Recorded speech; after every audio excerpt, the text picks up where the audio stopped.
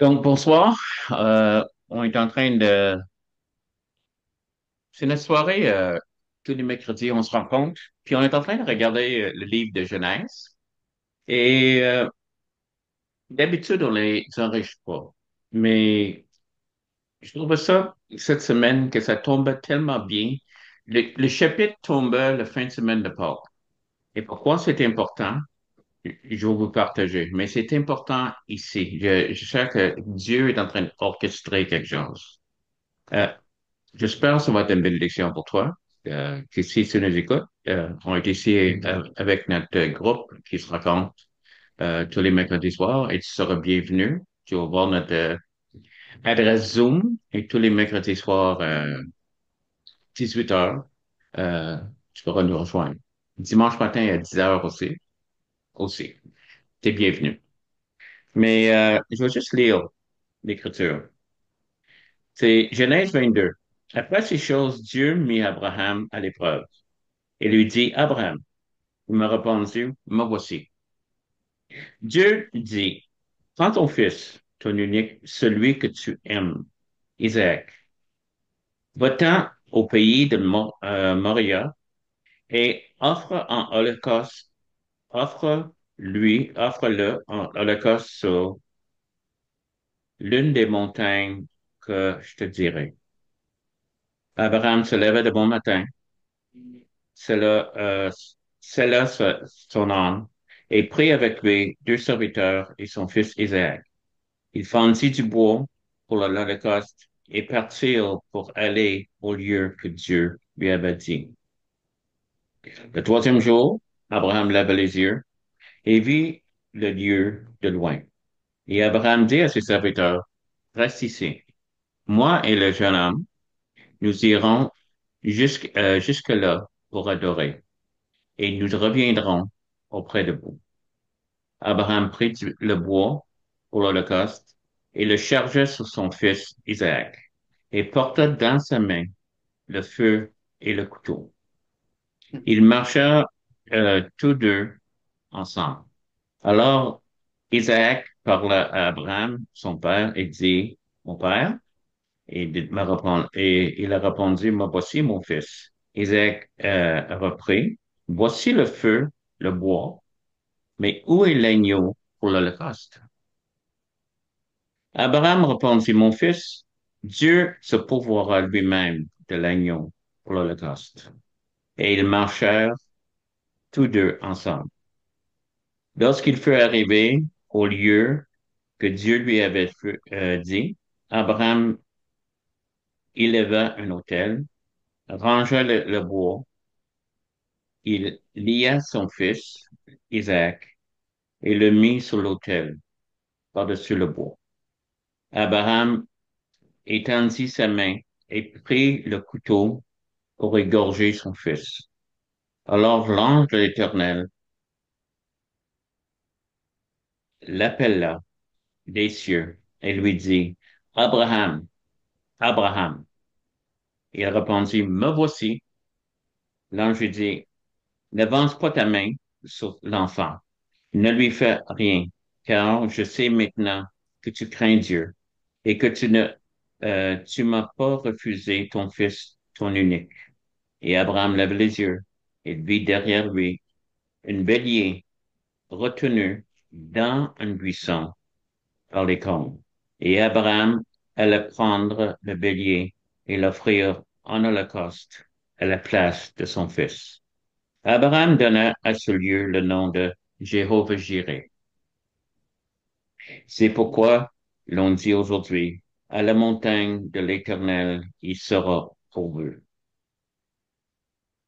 L'ange de l'Éternel appela une seconde fois Abraham des cieux et dit, je le jure par moi-même, parole de l'Éternel, parce que tu as fait cela et que tu n'as pas refusé ton fils, ton unique.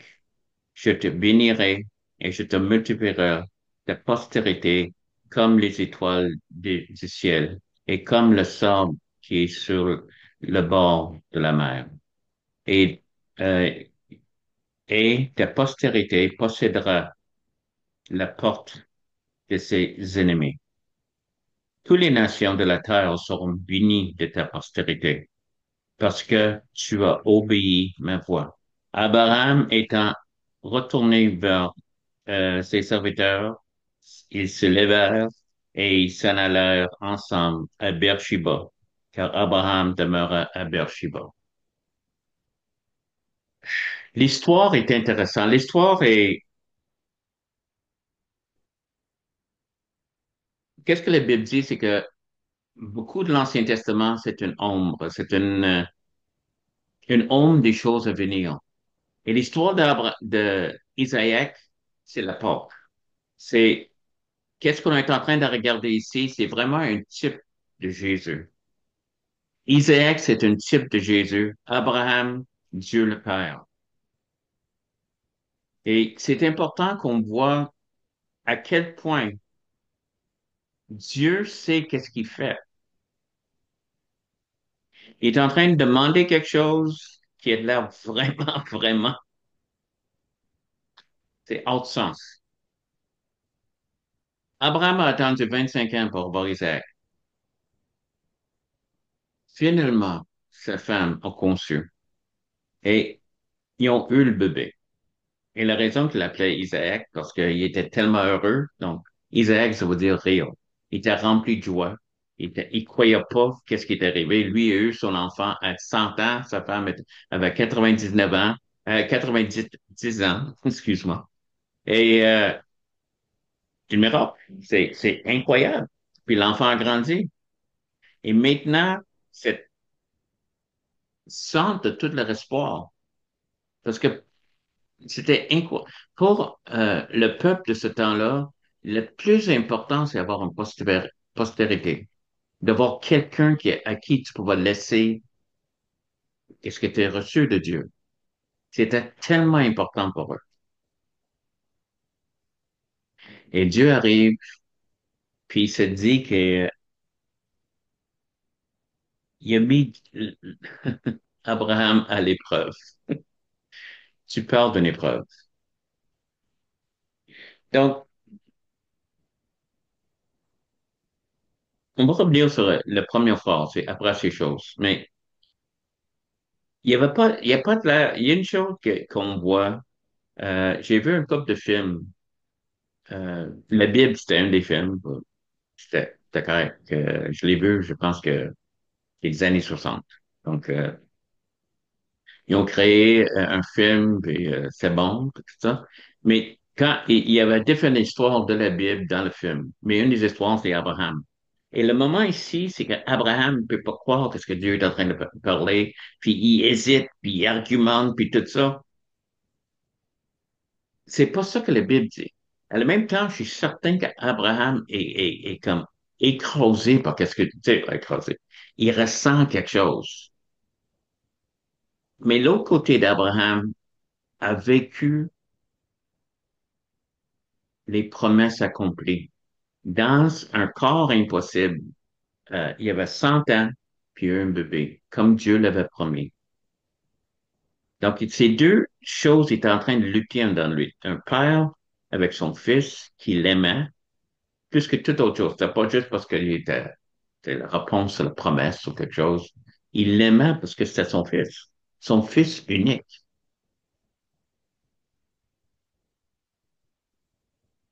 Donc, il est venu à comprendre qui était Dieu. Il y avait une foi en Abraham ici, qui est incroyable. Tu sais, Abraham, c'est le père de la foi. C'est ce que la Bible dit.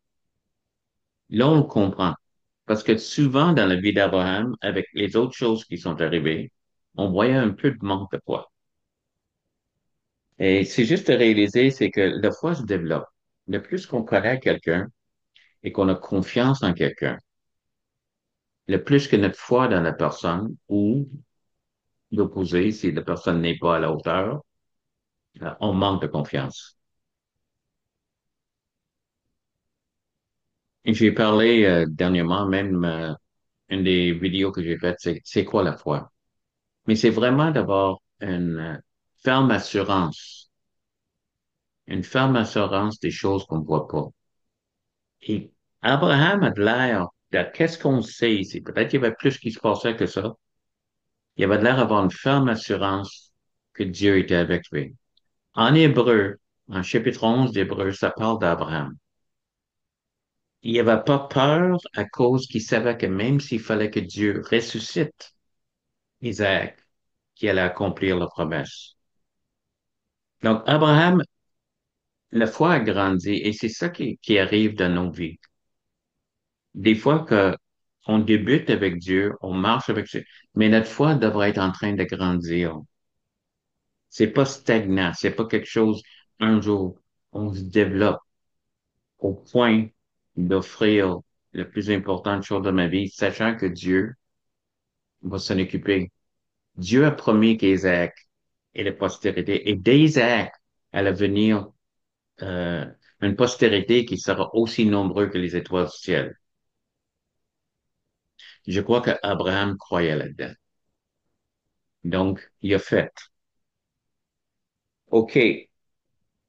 Mais la raison que je crois que c'est dans ce temps-ci que c'est important, on va regarder entre Jésus, Abraham et Isaac, de qu'est-ce qui est en train de passer. Donc, Abraham se lève de bon matin, il prépare le bois, il coupe, il fend du bois pour l'Holocauste, partir pour aller au lieu que Dieu lui avait dit. Le troisième jour, Abraham levant les yeux et vit le lieu de loin. Encore, l'idée, c'est 3 jours. Je sais pas, j'essaie d'associer ça les 3 jours que Jésus est ressuscité, mais c'est intéressant qu'encore, avec tout ce qui se passe ici, il n'y a pas de coïncidence dans la Bible. Il aurait pu dire, ils ont été 2 jours, ils ont été 4 jours, mais c'est 3 jours. Autour de Pâques, c'est important, ces 3 jours-là. Dis à ses serviteurs, restez ici avec l'homme, moi le jeune homme, nous irons jusque pour adorer et nous reviendrons auprès de vous. Je crois pas comme Abraham est menteur. Je pense qu'il a appris qu'est-ce que c'est de parler des mensonges les 2 fois qu'il a menti à propos de sa femme. Comme j'ai dit, il y a des choses qui développent en nous. Il commence à être, je crois que c'est la foi d'Abraham qui parle ici. Qu'est-ce que tu crois ou non? Et peut-être, tu sais, il y a quelque chose qui a grandi en Abraham, qui est profond en Abraham. Il connaît son Dieu. Puis il dit au jeune homme, oublie pas, il est en train de partir. Qu'est-ce qu'il est en train de dire au jeune homme? Il est en train de partir, puis un couteau, puis le feu dans sa main, et il y a du bois. Ça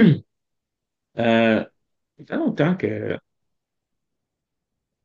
ça fait après 10 ans, je pense. Quelqu'un a mentionné quelque chose pour moi.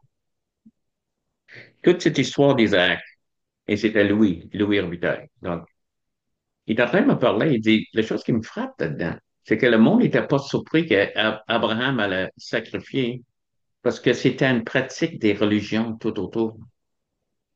Et même Abraham, peut-être qu'il a grandi en Ur, où le sacrifice humain était pratiqué, qui a pas, peut-être pas trouvé ça aussi surprenant. Aujourd'hui, si quelqu'un dit, mais prends ton fils, sacrifie-le, on va dire, ah, qu'est-ce que tu fais là? Mais, dans notre société, si quelqu'un aurait dit, Sarah, Dieu veut que tu avortes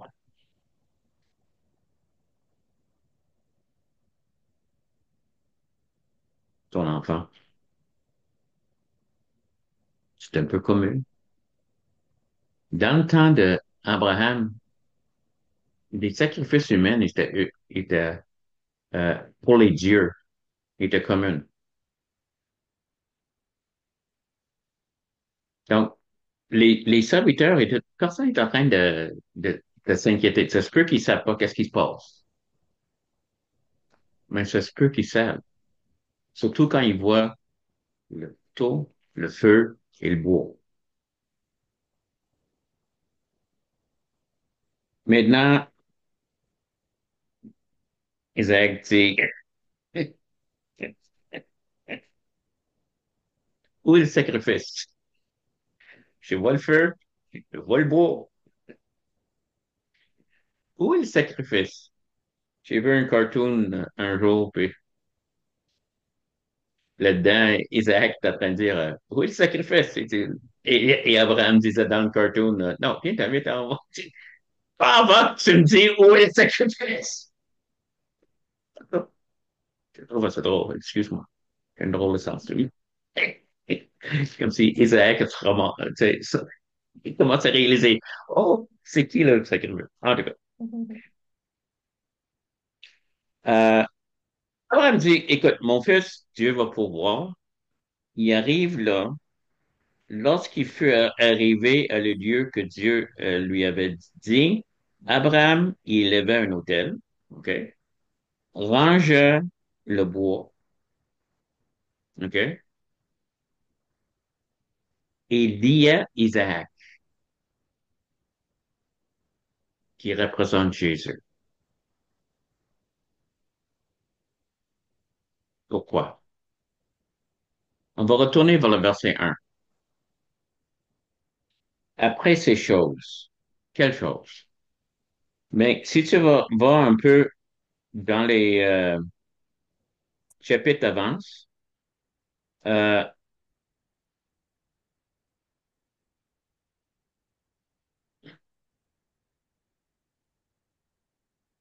Agar, quand Isaac avait à peu près 3 ans, il y avait un problème avec Ishmaël et Isaac. Donc, euh, Sarah a fait que Abraham chasse l'esclave et Ishmaël sa femme. Donc, ils ont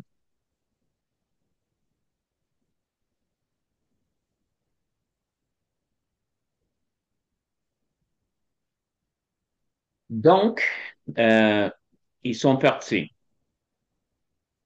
On continue à lire. Dieu sauve l'enfant. Verset 18 du chapitre 21, il dit, lève-toi, prends l'enfant, saisis-le. Et Dieu lui ouvrait les yeux et il vit que les puits d'eau, Dieu fut avec les enfants, qui grandit, habitait dans le désert, devint tireur d'arc, habitait dans le désert de Paran, et sa mère lui a pris une femme au pays d'Égypte. On a dit que Ishmaël a peut-être 17 ans quand l'incident avec Isaac est arrivé. Mais voici, il y a plusieurs temps, il y a un temps qui passe ici. Et c'est important à voir. Il y a ça qui arrive, une alliance que Abraham prend avec Abimelech, encore après ça, en ce temps-là. Et on arrive au chapitre 22. Après ces choses, maintenant, les sacrifices, pour brûler un sacrifice, ça prenait beaucoup de bois.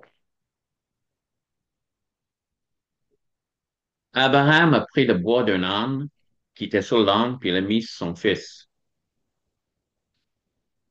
C'est toute cette histoire que souvent, en anglais, j'aime ça, cette fois dit, c'est que le jeune homme, euh, tout ce qui dit ça. Verset 5. 5. Oui.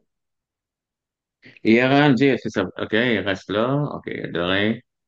Après le bois de l'Holocauste, il chargea son fils, c'est ça, le jeune homme. Moi, le jeune homme. OK, good. Parce qu'en français, c'est plus exact. En anglais, souvent, on pense que c'est un petit gars. Autrement, Isaac, il n'y a pas grand choix là-dedans. Il est en train d'aller, mais il y a tout, c'est après ces choses-là, après que même que Ishmaël est établi comme qui il est adulte, il est marié, il y a tout ça, il y a, il y a du temps qui a passé. Donc, jeune homme, ou il y en a du monde qui pense qu'il est adolescent, mais il est assez fort pour porter le bois. Puis avec un homme âgé d'au-dessus de 100 ans. Donc, si on a raison, il est 118 ans, 117 ans, 120 ans. Si c'est ça le, OK? Si Isaac ne voulait pas être sacrifié, s'il n'aurait pas été coopératif là-dedans, il acceptait aussi le rôle. Et c'est pour ça qu'il représente Jésus.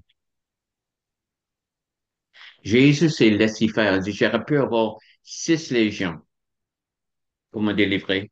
Mhm. Mais non, c'est la volonté. Il se laissait faire.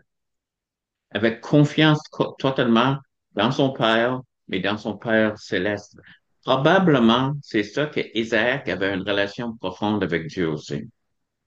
Mais tous les deux obéissent Dieu. Mais le Père, Abraham, représente le Père Dieu, mais Isaac aussi est dedans. Il représente Jésus, qui s'est laissé faire. Encore en hébreu, ça dit, même s'il fallait que Dieu le ressuscite, Abraham a dit, je crois que Dieu. Il aura fallu que Isaac aussi croit quelque chose. Il ne sera pas laissé faire. Il ne sera pas laissé mettre. Et c'est intéressant aussi. Qui a porté le bois du sacrifice? Isaac. Qui a porté sa croix?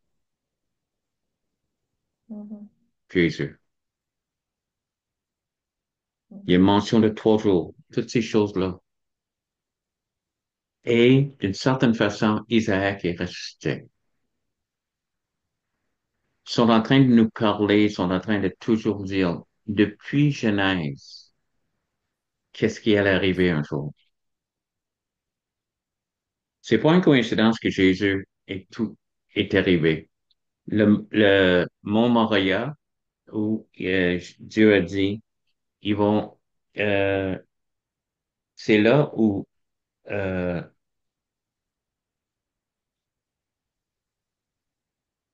l'aire de battage, c'est ça que j'oublie toujours, une aire de battage. Doran, Doran, j'ai- euh, David l'avait acheté. Il l'avait acheté parce que il y avait euh, un plague, comment on dit ça en français? Une plaie? Ouais. Un Une plaie, qui est peste.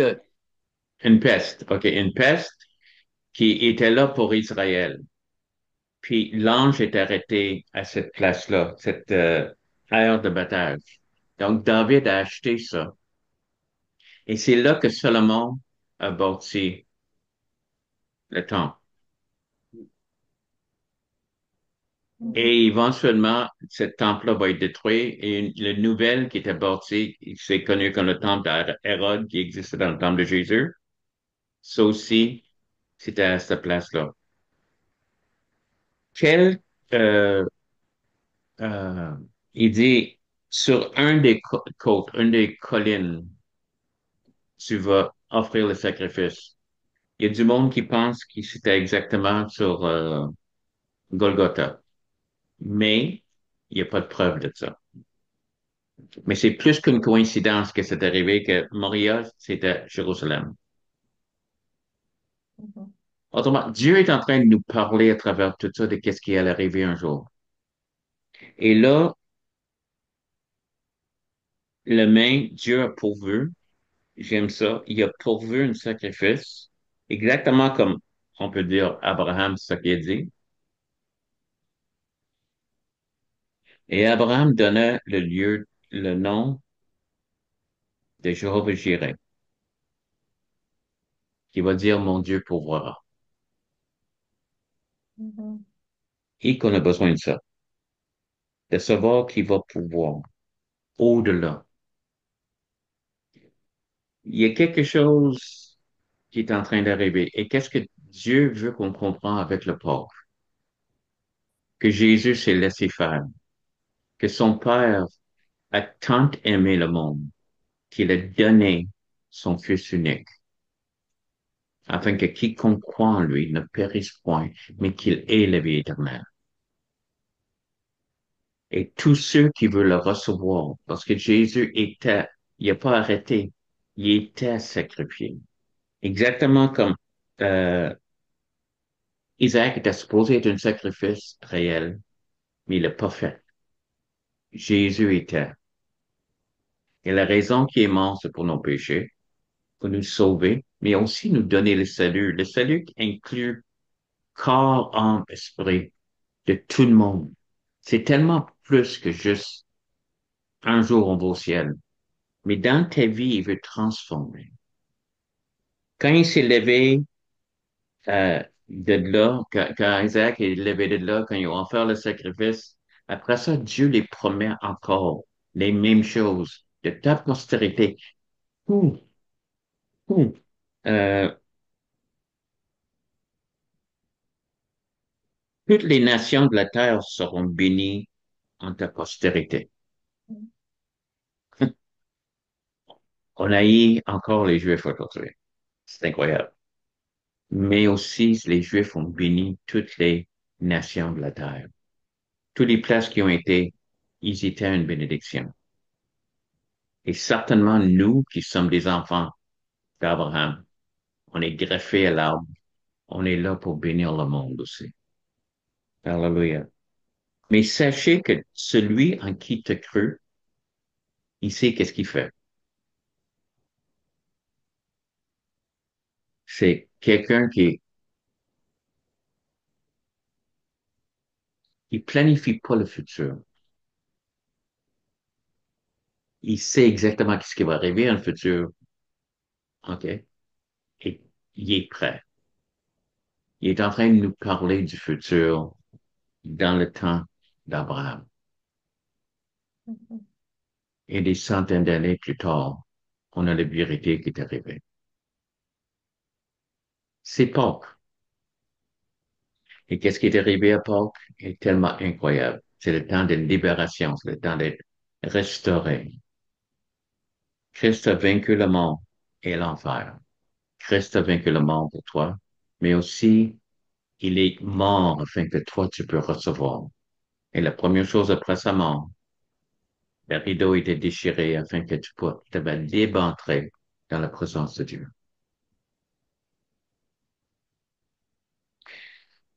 Seigneur, je demande que cette vérité, qu'on peut juste le voir, Seigneur, et le comprendre.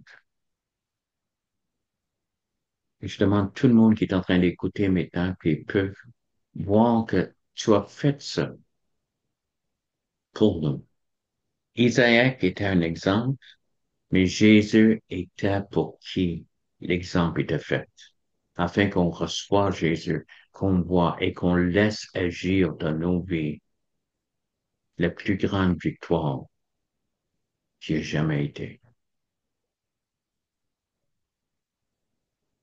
Merci Jésus.